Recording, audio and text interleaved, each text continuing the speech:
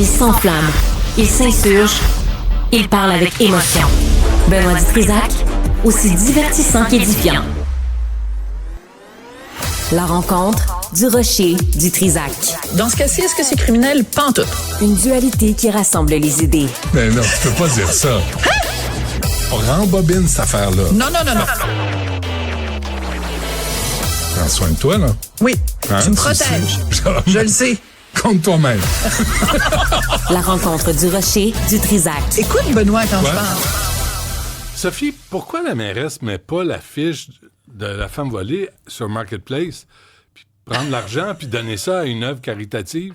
La fameuse affiche qui dit « Bienvenue à Montréal » où Ouais. il y a 3 personnes, un jeune homme, un homme plus âgé et la seule et unique femme est une femme voilée Ouais.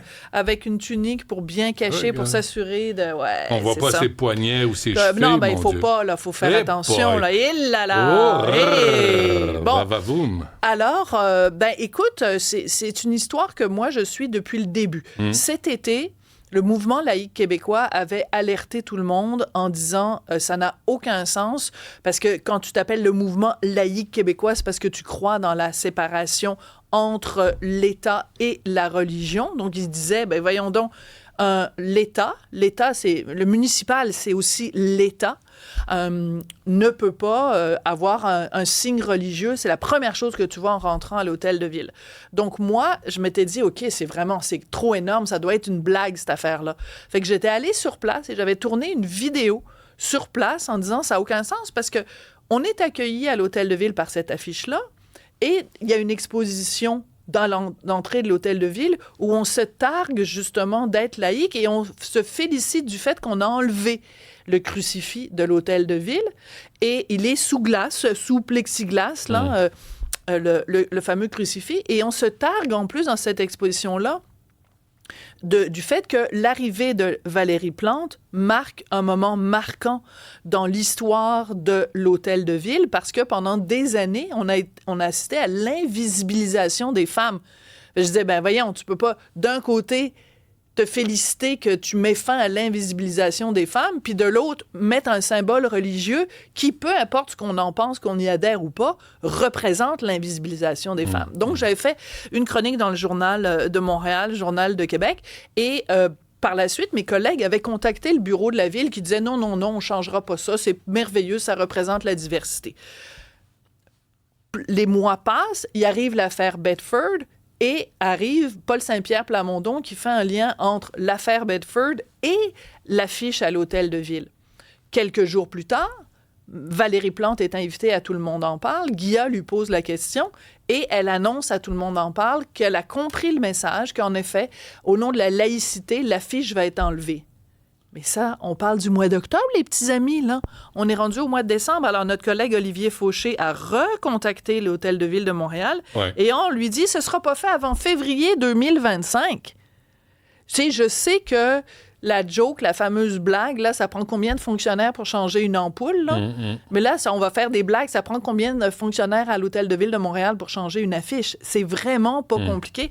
Et on nous dit, écoute, c'est absolument hilarant. Depuis plusieurs semaines, le bureau de la présidence travaille conjointement avec différents services à l'élaboration d'un concept de remplacement. La priorité est de développer un concept qui assure que chaque personne se sente représentée et accueillie à l'hôtel de ville. Arrêtez avec votre charabia, les amis! Toute cette réflexion-là, là, pour s'assurer que tout le monde se sente accueilli à l'hôtel de ville, ça vous tentait pas de l'avoir, cette réflexion-là, avant de faire cette affiche-là où tout le monde se sent exclu? Puis pourquoi c'est si long Mais avant de dire... c'est ça la question, Benoît. Tantôt, je disais, mettez Adam et Ève avec une pomme puis une feuille d'érable. Arrêtez de vous casser la tête. Bienvenue à l'hôtel de ville de Montréal. Une ville de tout nu. Une ville de tout nu. Tu sais, quand je regarde tout ça, j'ai juste envie de chanter la toune de Kathleen. Te souviens-tu, dans les années 90? Oui, ça va bien. Mais ça allait bien aussi à l'époque. Oui, ça allait bien. Grâce à Kathleen, le Québec allait bien. Le Québec allait bien. On a besoin d'elle. Et c'est très particulier parce que, donc, elle avait connu cet énorme succès-là. On se souvient aussi que pendant la pandémie, elle avait repris la chanson avec plusieurs autres personnes. Ça avait donné « Ça va bien aller ». Et là, on avait moins entendu parler de Kathleen.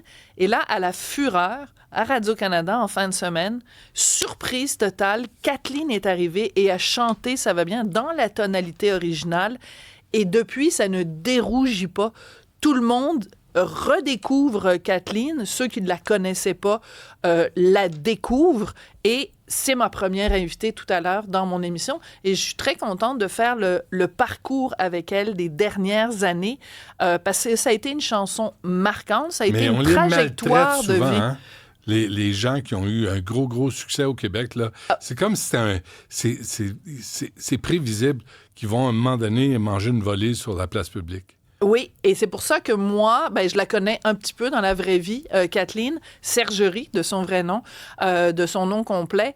Et j'étais tellement contente de voir son retour. Ah ouais. Et l'émission a vraiment porté son nom. Ça a créé vraiment toute une fureur. Donc, Kathleen, ma première invitée tout à l'heure. Très bien. On t'écoute à 14h dans quelques minutes. Merci à toute l'équipe. Merci à vous d'avoir été là. On fait ça demain, 11h.